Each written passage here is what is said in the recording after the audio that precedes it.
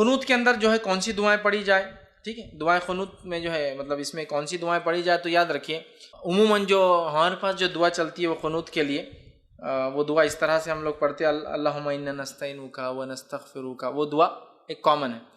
لیکن جو سنت سے جو زیادہ قریب اور جو ثابت دعا ہے وہ یہ والی دعا ہے جو پڑھنی چاہیے، وہ اللہم اہدنی فیمن ہدیت وعافنی فیمن عافیت. انشاءاللہ عزیز جو لوگ نیٹ پر اس کو دیکھیں گے دعا آپ کے ویڈیو کے اندر جو ہے بیک گراؤنڈ میں آ جائیں گی، آپ اس پہ سے دیکھ کر یاد کر سکتے ہیں. ٹھیک.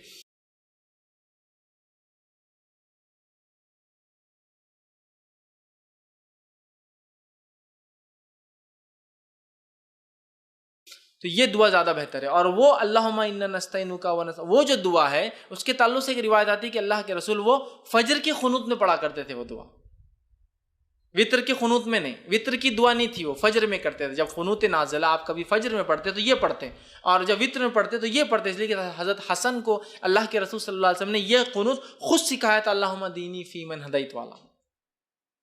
سمجھ رہے؟ اب بہت سے لوگوں کو یہ یاد ہوتا ہے اللہم اہدنا فیمن ہدیت، وہ جمع کا صیغہ ہے، لیکن اصل حدیث میں الفاظ دینی کے ہیں، اللہ میرے لیے ہدایت اور میرے لیے. لیکن جب وہ اجتماعی میں عالم کرتا ہے تو دینا کر دیتا ہے، اللہ ہمارے لیے. ٹھیک.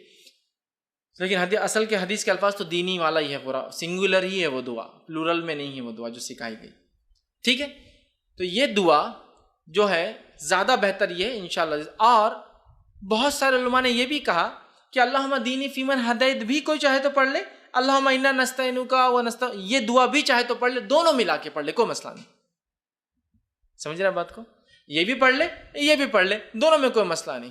لیکن زیادہ جو بات پتہ چلتی ہے محدثین کے اقوال سے وہ یہ ہے کہ آپ سب وطر میں یہ پڑھتے تھے، اور فجر کے قنوت نازلہ میں یہ والی اللہم انا نستعینک ونستغفرک یہ دعا جو ہے فجر کے قنوت میں پڑھا کرتے تھے. لیکن اگر کوئی پڑھنا چاہے تو دونوں بھی ملا کر پڑھ سکتا ہے.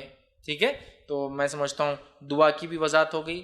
ایکسٹرا فیدین اس کے اندر نہیں ہے، آپ کو صرف ڈائریکٹ آپ نے کیا دعا کر لینا، ایسا کیجئے، یا مطلب ہاتھ کھول کے کیجئے، ہاتھ باندھے ہوئے میں کیجئے، رکوع سے پہلے مطلب قیام میں کر لیجئے، رکوع کے بعد آپ دعا کیجئے، ساری چیزیں بہرحال ثابت ہے. اور دونوں بھی قنوت میں نے آپ کے سامنے رکھ دی. قنوت چونکہ دعا ہے، دعا ہاتھ اٹھائی جا سکتی ہے، اور یہ قنوت زیادہ قریب ہے سنت سے. لیکن یہ بات بھی پتہ چلتی ہے کہ آپ نے فجر میں وہ پڑھا، لیکن کچھ علماء لکھتے ہیں دونوں بھی درست ہے پڑھ لینے میں انشاءاللہ، کیوں حرج نہیں، اس لیے کہ یہ قنوت ہے، اور قنوت ہے، دعا ہے، آپ کبھی بھی پڑھ سکتے ہیں. تو لہٰذا وہ کہتے ہیں دونوں پڑھ لو، کوئی مسئلہ نہیں انشاءاللہ. ٹھیک ہے. تو یہ تھا اس کا طریقہ اور دعا.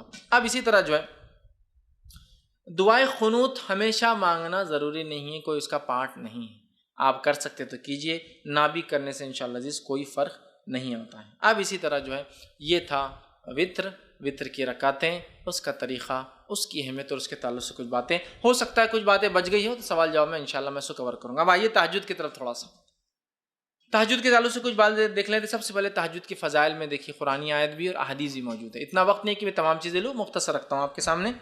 سب سے پہلی چیز تو اللہ رب العزت سورہ بنی اسرائیل، یہ سورہ اسراء سورہ نمبر 17 آیت نمبر جو ہے 79 کے اندر فرماتا ہے، 79 کے اندر فرماتا ہے، کہتا ہے وَمِنَ اللَّيْلِ فَتَهَجَّدْ بِهِ نَافِلَةً لَكَ. اللہ فرماتا ہے کہتا ہے اور رات کو تہجد پڑھو، یہ آپ صلی اللہ علیہ وسلم کے لیے نفل ہے. آپ اے نبی رات میں تہجد پڑھا کرو، یہ آپ کے لیے نفل ہے. عَسَىٰ أَن يَبْعَثَكَ رَبُّكَ مَقَامًا مَحْمُودًا، ہو سکتا ہے اللہ اس کے ذریعے آپ کو مقام محمود پر پہنچا دے.